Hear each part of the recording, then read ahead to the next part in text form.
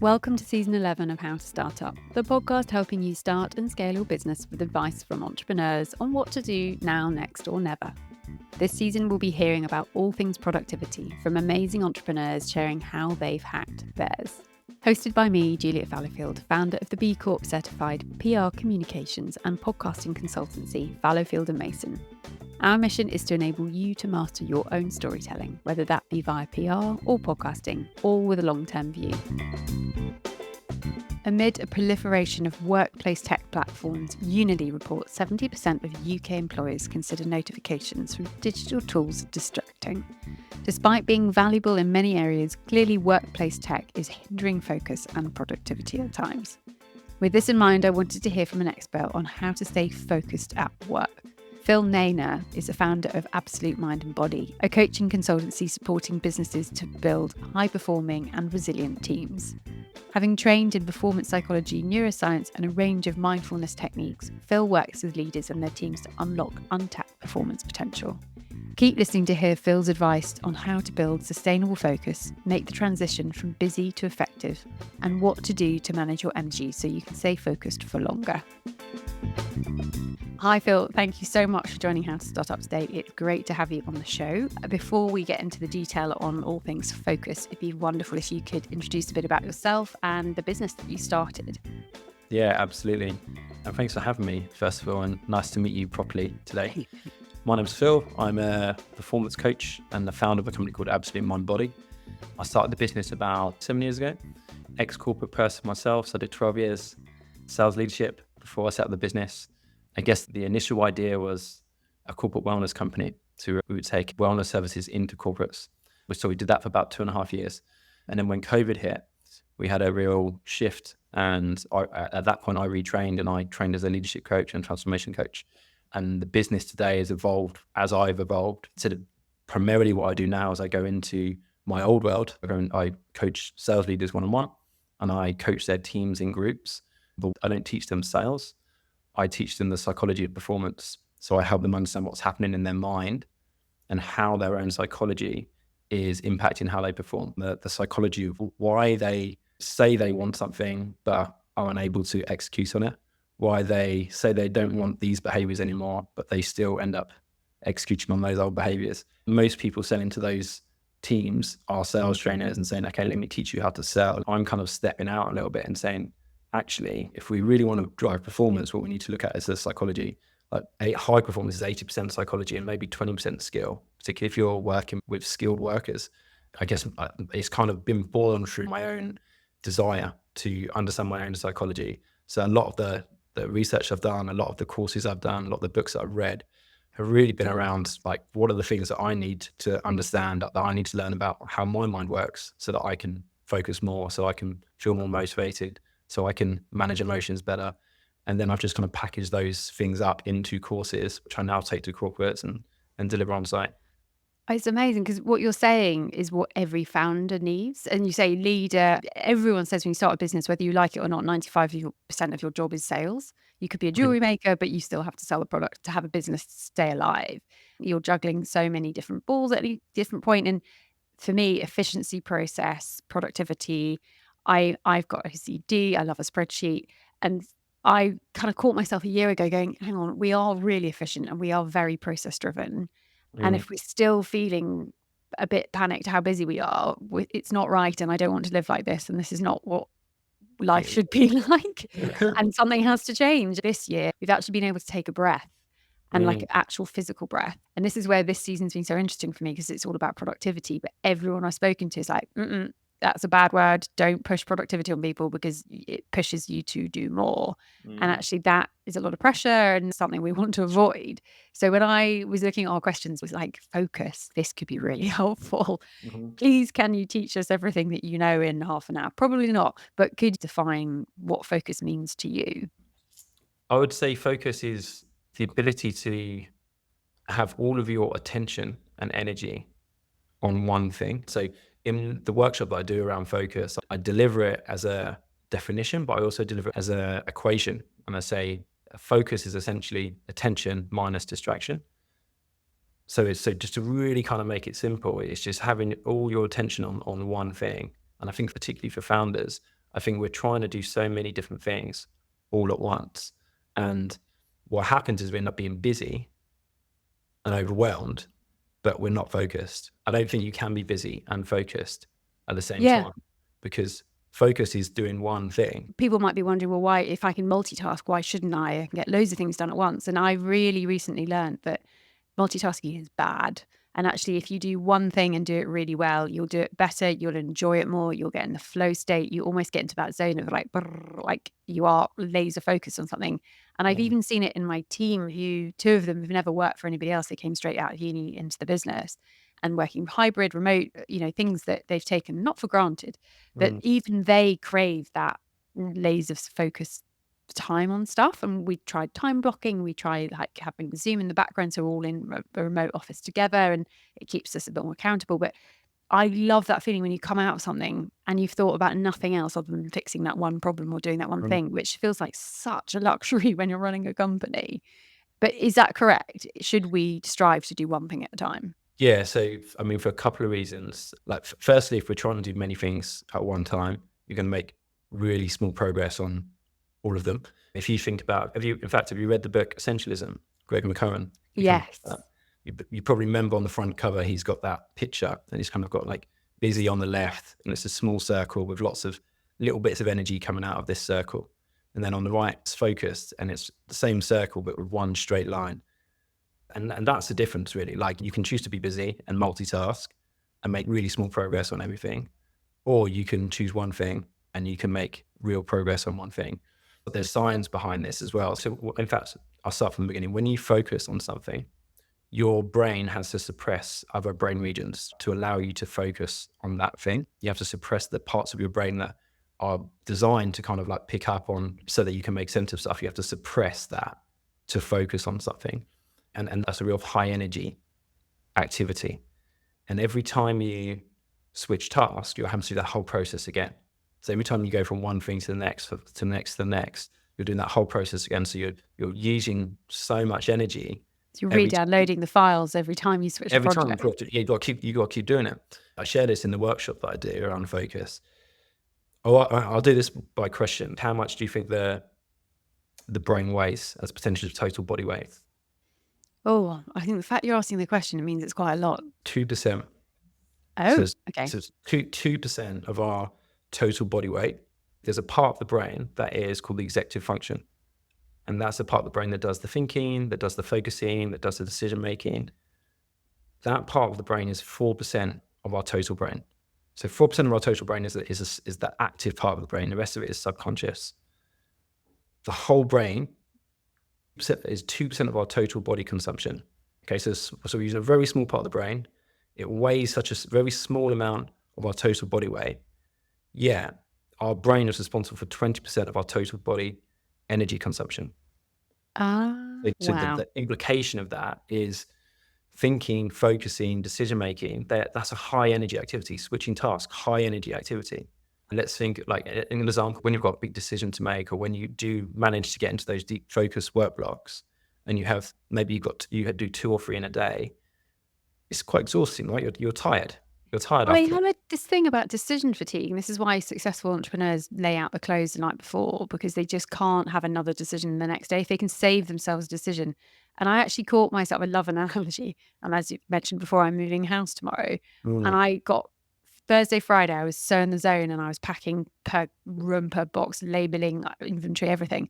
And I got so knackered by Sunday that I was literally walking from room to room, just randomly putting random things in boxes. And I said to mum, apologies in advance. You're going to find some bleach next to some sports kit, next to some, like, all system got broken. And it was because I was tired and I wasn't able to focus and I wasn't doing it properly. And it wasn't as enjoyable.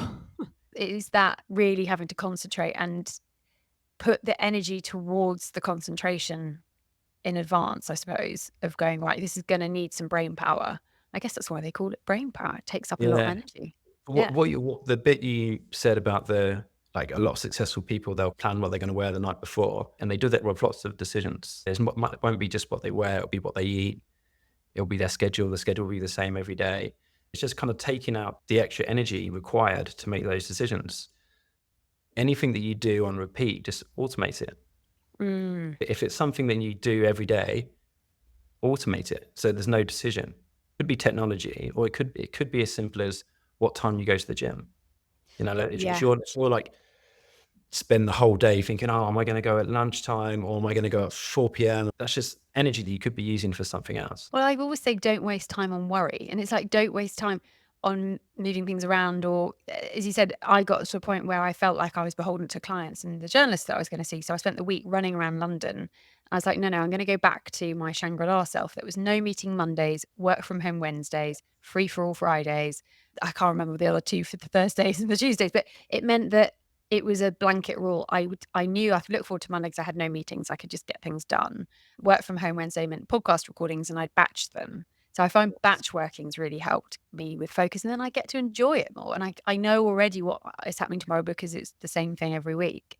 So that's really helpful. I was going to say, are there any other specific techniques that you use to stay focused during your working day? I have practices and rituals that I start the day with, which would look like reviewing my goals is probably the biggest one. I think the reason why most people lose focus or struggle to stay in focus blocks is they forget why they're doing it.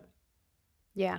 So it's opening Instagram, looking for something. Once you're in it, you see the notification, you get distracted, and you forgot what you went into Instagram to look for. Exactly. Yes, it's exactly that. It's the same thing. You sit down to your desk. Often people will open their laptop without thinking about what they're about to do, so they just get drawn into everything that's incoming, like all the emails that are incoming. And essentially, my view is, if you start your day answering email, you're essentially just ticking off other people's to-do lists. Being reactive, not proactive. So Yeah. other people saying, hey, can you do this? Hey, can you do that? And you're not actually moving any closer towards your goals. So for me, a big part is just reminding yourself at the beginning of the day, what is the big goal you're chasing?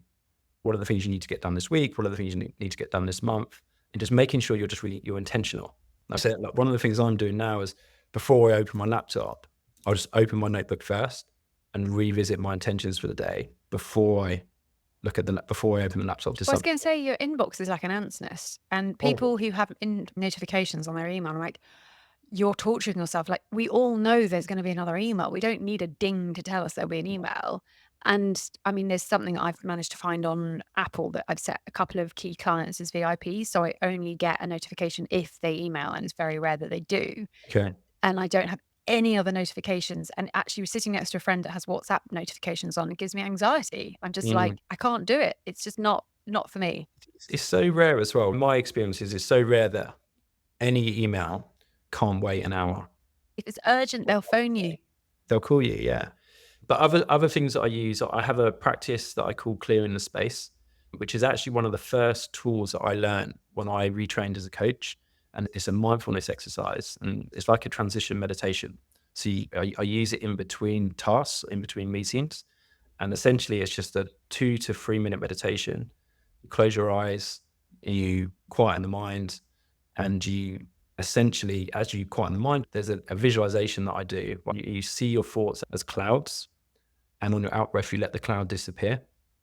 And you do that a few rounds. As thoughts come up, you watch it, you observe it, you let it disappear on the out breath. Do that a few times until your mind's a bit quieter. And when your mind's a bit quieter, you then, what's my intention for the next 60 minutes? What do I need to do? Who am I speaking to now? What do they need? And you just kind of really set an intention in your mind before you go into the next activity. And it just avoids that wasteful kind of like first 10 minutes when you open the laptop, or the first 5 minutes of a meeting. Obviously, there's times where small talk's appropriate, but sometimes, like, it can be 15 minutes before you get to, Mm. okay, what are we here to talk about? Giving yourself a few minutes before just means that you're just a bit more dialed in, and that Yeah. you're intentional with that next interaction. The thing is, there's always going to be more things you can do. And if people, when they start a business and in any job, you can always do more. And for me in communications and podcasting, it, with OCD, it's not a happy marriage in the sense that you can always pitch another angle, find another journalist to Mm. talk to. You have to know when off is and when you've done enough. And I think that's where you can get distracted because you're feeling a little bit overwhelmed that you've got all these other things to do. You can spend your time going round and round in circles. So given you want to be more focused, and I think focus would lead to output and better energy, and I've been told not to use the word productivity a number of times now, but you will enjoy the work more, you'll get distracted less, the result will be better, And then you free up more time if you need more time. And that's what I think every founder is after, is how to magic another 8 hours into the day. But going into that, okay, I'm gonna spend my time, but I'm gonna spend it wisely. What is my priority here? And what Mm. you said about quietening the mind, is meditation a big part of your practice? It's a huge part of my practice. I'd say it's probably the thing that has impacted me more than anything else since How I left come? the corporate world. As you develop a mindfulness practice, I think that your mind is quieter, which means that your decision making is clearer. It also makes you much more aware of how the thoughts that you're thinking or paying attention to are impacting your mood, your motivation, and your energy. I do mindfulness meditation, which is just observing the mind. The more skilled you get at that, the more you understand where your psychology is impacting you. So you can notice the patterns as they're arising and put an end to the pattern and pay attention to a different thought, which is going to be more useful for you. But I think without practice, that is really difficult to. Is it almost like upgrading your operating system of your laptop, refreshing it with a cleaner, smoother, well-oiled machine where it's tapping into the right things rather than the wrong things? So I feel like when I meditate, it kind of cleans out my brain. It gets rid of all the peripheral things. I did it regularly for 6 months, morning and afternoon for 20 minutes, and it was a mantra in my head. And I'd come out of it being like, "Well, that's not a problem anymore. I've got the solution for this. That's now solved." Da, da, da. And it made me so efficient. And even my mum clocked it. She's like, "I can see a difference in you." But why would I then deprive myself of doing that knowing I know it's a really useful tool? Because I know you work with people on how to kind of Yeah. their self-saboteur. How could you manage that as a founder? So I'll give you my experience. So, for example, the clear in space meditation, the short meditation, when I learned that, I did that 5 to 8 times a day for about 18 months. And it's just a short meditation. I did it because when I got taught it, it was taught to us as I do this before every session. Before every session, get present. The biggest gift you can give to your client is your presence. And so it was so important for me to make sure that when I did that, it cleared my mind of all of my own chaos, my own stuff, so that I could be really present for the person that I'm with. The reason why I'm telling the story is because I did it so frequently. I just doing it 5 to 8 times a day for like 18 months. And I saw the impact of it immediately. Every time I went into a session, I was like, oh wow, I would never have been able to deal with that situation if I hadn't have done that meditation beforehand. It's like I got the ROI immediately. It's just this kind of constant reinforcement. My invitation to anybody who's looking to build a meditation practice or a mindfulness practice is just to do short meditations really regularly so you can see the impact of it really quickly, in the sense that in two ways. One, like anything, cadence or repetition is the thing that's going to get you results quickest. So kind of doing smaller sessions multiple times a day is going to get you quicker results. But also, if you do it before an important task, before an important meeting, you will see the results of it in real time. And you'll be like, okay, I'm doing that before the next meeting. So it just gives you that constant reinforcement. So that would be my advice to anybody who's looking to build a practice. We got a finite amount of energy to use. We got to be clever about how we use it. So I think when you have something that's so clearly giving you an ROI, I think for me, that's the motivation for me to keep carrying on. When I introduce that to clients, which I do for nearly everybody, I think it's appropriate for nearly everybody, because I think we all would like to be more intentional with our time. We'd all like to show up to our interactions better. We'd all like to be less distracted when we're in a meeting, when we're working on something. So I give that practice to nearly everybody.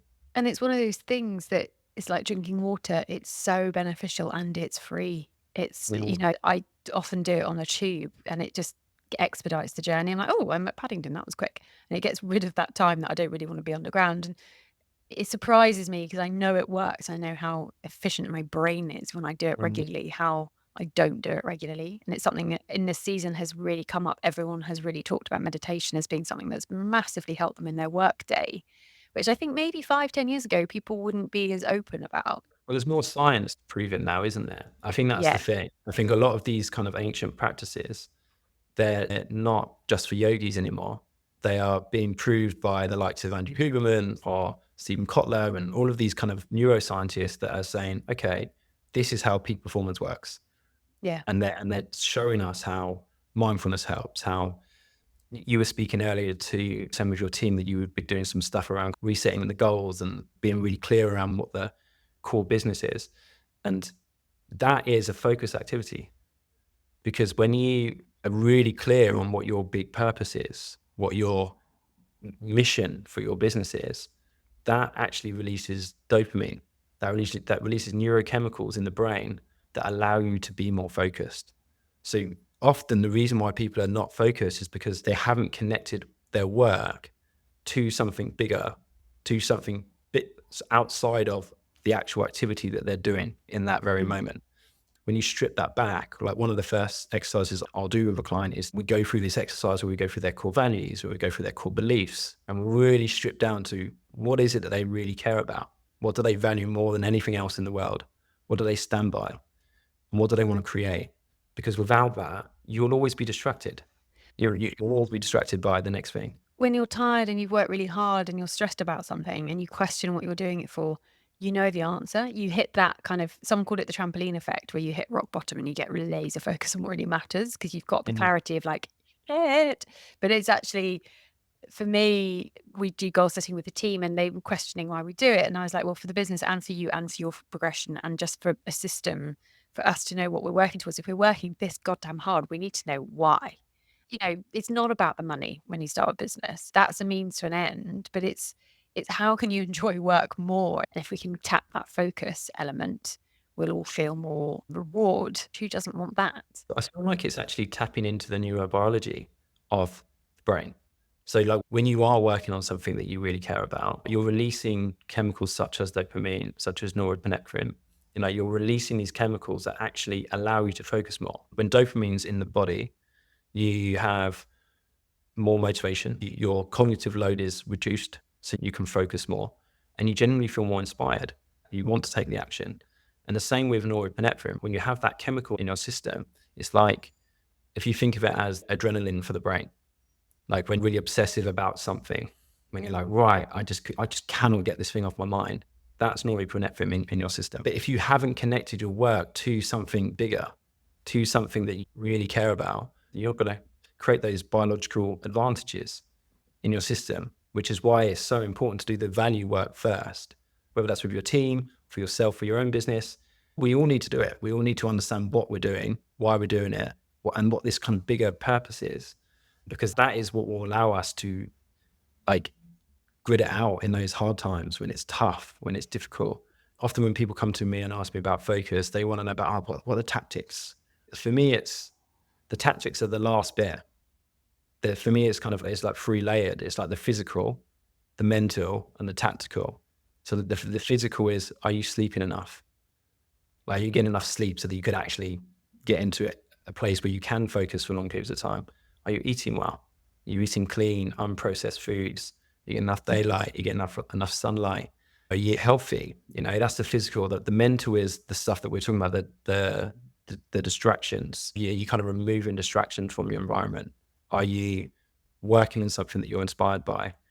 Are you doing something that you care about? And then the tactical is the systems and the things that you kind of put on top. But without the physical and the mental in place, they're just tactics that you might ask your team to do this today or tomorrow, and they might go off and do it because you've asked them to do it today or tomorrow. Without kind of looking at their own physical and mental stuff, they will return to the old way of doing stuff eventually. You kind of have to fix the bigger stuff if you want the long-term success. Someone said you've got to be okay with the weight of responsibility when you start a business. And for me, it's the responsibility that my team are happy, healthy, and growing in terms of their progression. And I'm fortunate that I had 20 years of experience with other companies to bring into my own business. Then they were like, oh, do we really have to do goals? I was like, yes, and this is why. And they're like, and it's bonus incentivized as well. And I was like, if you're not driven by money, be driven by job satisfaction. But it's the responsibility that they're looked after and I'm doing right by them. But I'm a hypocrite because then I'm not looking after myself as well as I'm looking after them. When you said about sleep, I'm like, yeah, okay. But it gets into this vicious circle of not sleeping, waking up, being inefficient, being tired, too tired to go to the gym, then eating badly. You have to like break that as soon as Mhm. possible. But your physical health, and in fact, our health and wellness season we did last year, the nutritionist, the sleep expert, the mobility expert, the breathwork expert, everyone said, yes, breath work's important, but sleep is number one. Mm. Sleep is always number one. I interviewed Russell Foster from Oxford University about it, and he said, oh, you're running a red light on your business if you don't look after your sleep. And I was like, oh God, okay, fine. It was a shock. And he said, I think it was every hour before midnight is worth 2 hours after. So go to bed earlier. Yeah, no, I feel that. My sleep is relatively good. It could be better sometimes, but I really noticed that over Christmas. I flew back from India on the 24th to be with my family for Christmas, and I was so tired on Christmas Eve that I went to bed about 7:30 in the evening, and I woke up on Christmas Day about 5 a.m. and I felt amazing. I felt like the best I'd felt in so long, in months. And it's true. I think those hours before midnight, if you're 8 hours from like 9 till 5, is so much better than like Mm. 12 till 8. It's a complete contrast. It's bizarre I how we can all absolutely work. believe that. But this is what's wonderful, is that there's so much information sharing out there. We can all learn from each other and do the work. And I think if people are, our podcast, we know our listeners are either starting a business, scaling a business, or thinking about starting a business. And for people to go, yeah, it is really hard work, and you're never going to work as hard as you are for yourself, but it's worth it in so many extraordinary ways that you have to look after the basics. If you're not okay, there's no business up, basically. Are there things that people should do in terms of setting themselves up for success in the day? You already know my opinions on notifications, but there's some friends of mine that just have them and like they live with them. I just want to take them off their phone. Are they as bad as I think they are? My view is if you're doing focus work, if it's on a laptop, you should have one tab and one tab only. Your phone should be in a different room. My preference is to do my kind of like creative or my thinking work on pen and paper. I'd rather do it on that with no digital whatsoever, and then just input it into a document once I've done the thinking on paper. But I think just zero distractions, just an environment where there is nothing that can pull you away from it. So if you've got your phone in the same room as you, even looking at it, even going to the science behind it, the energy required for me to look at the phone and not pick it up is energy that could be used on the thing that I'm supposed to be focused on. So you just want anything that's a distraction, you just want it out of sight. You don't want it anywhere near your focus area where you're working. So environment design, really. And I think there's distractions in two ways, that things will just call on you, but there's things that you'll get distracted by. Like if I work from home, I could do a load of laundry or cook a meal. Or if I'm in the office, I'm just doing work. So there's easy outs if I'm at home, because I can say, oh, well, I need to do that. And it's like, I'm being distracted. I'm pulling myself away, but there's other things that can pull you away. And I think getting rid of both of those is ideal. Just lock me in a podcast studio and I'll be happy, because then that's a very safe environment. Yeah. One thing I would add though is like I think that there's a lot of pressure on founders, I think, to feel like they have to be like 100% focused all day, every single day. And if they're not, then they're failing as a founder. And I think that from personal experience, but also from the people I've coached, I just don't think that's true. I think it's impossible to be 100% every single day. No one's doing that, regardless of what the gurus are saying. No one is actually at 100% every single day. And I think that I personally think most businesses can be run on two-hour deep work blocks a day, working on your most important tasks. Only your most important tasks in those two blocks, and then all of your kind of admin, all of your kind of answering emails, all of the things that are low impact, low leverage, but need to be done. They either get done in those admin blocks or you delegate them. You get someone else to do them. But if you're doing two really focused 2-hour blocks of big high leverage work, I think that most businesses can run from that. And the challenge for most of us is that we might set up these blocks, but then we get pulled in and out of them by Mm. low impact, low leverage tasks that somebody else could do, or they could wait till later. They could wait till tomorrow. They could wait till this afternoon. They don't need to happen in the moment when you're trying to do something that is high leverage.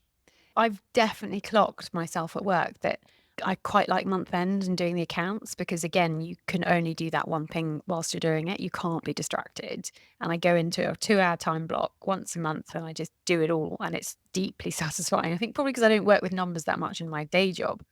But then e- that- answering emails, Frankly, WhatsApps, that was the last thing I enjoy. I'll happily do anyone else's as well. But this is it. It's knowing how you work at work and what you you like. And everyone says eat the frog and do the rock work before you do the pebbles and the sand, because you in a day you've got a jar and you put the rock in first and then the pebbles and then the sand, it all fills up. But you can answer an email on the way to a bus stop. You can do the peripheral stuff. You don't need, as we were just saying at the beginning of the episode, the intensity or the load your brain is taking, the energy it's consuming. Answering a WhatsApp or an email doesn't need the same intensity. A really good example to kind of bring this to life is like, you know, when you're trying to arrange a meeting with somebody and you got a bit back and forth arranging meetings and you're looking at your schedule and you're trying to answer, and you might have 2 or 3 conversations like that going on. Obviously, you got things like Calendly where you can kind of book that in, but Godsend, yeah. yeah. But like, I'd say like when you're kind of, for the sake of this example, when you're trying to organize something like that, how exhausting is that when you're just going back and forth? And it's like, it might take 5 minutes, it might take 10 minutes, but it's so frustrating. It's so exhausting. And it's just sapping energy away for something so low value. So just doesn't need your time or energy. And you could be using that for something else. And if you'd set your intentions at the beginning of the day, you'd call yourself out being like, hang on, this isn't the best use of my time. It's not meeting my intention. That can wait, or that's not as important as I thought it would. Because we can be reactive. We are busy. We have email. Lots of people use Slack and lots of different pieces of tech to help them.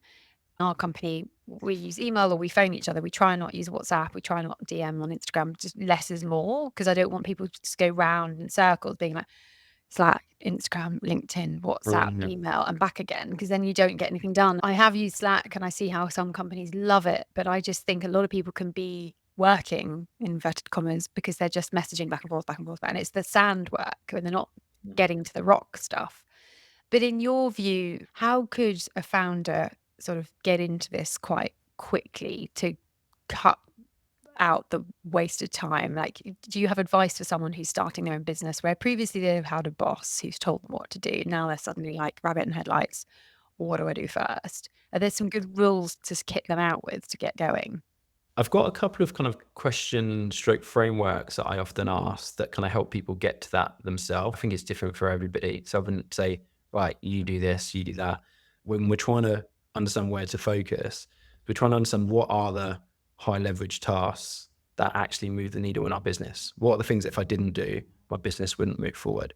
And I use questions framed in a way that might look like, if you only had 3 hours a day to work on your business, what would you do? What would be the 1 or 2 things that you would spend your time on if you only had 3 hours a day to work on your business? I'd use a framing like that, because what that does, it forces people to cut out all the stuff that doesn't make any sense to do, all the things that they are probably at the moment spending loads of time on, but don't do anything to move their business in the direction they want their business to go. That's a much healthier approach to my recent experience of when you get COVID really badly and you have zero energy, like, I've got to just do the bare minimum and go back to bed. And it was a real eye opener of like, I've been wasting a lot of time and I thought I was quite efficient. So it's that, what really matters. So I had this experience in, say, last December. I spent the month in India. Amazing. And I had a work trip, and then I was like, right, I'm going to stay for the rest of the month and just enjoy India. I've not been to India before. I'm just going to have a great time. And obviously, as a founder, as a small business owner, I was like, I still need to work a little bit. So I was like, right, okay, I'm just going to work 3 hours a day. I'm going to do 2 hours in the morning before breakfast. And then if I need to take any calls, I'll do 1 hour in the evening. I had the highest revenue month I've had in 6.5 years of running my business in December last year. And the reason I had that was because I cut out all the shit. I wasn't doing all the things that didn't generate revenue. So I was like, I'm only going to do revenue generating things in these 2 hours in the morning, and I'm only going to take sales calls in the evening. That's it. I'm not going to do anything else. And I had my highest revenue probably by about $6,000 in December last year.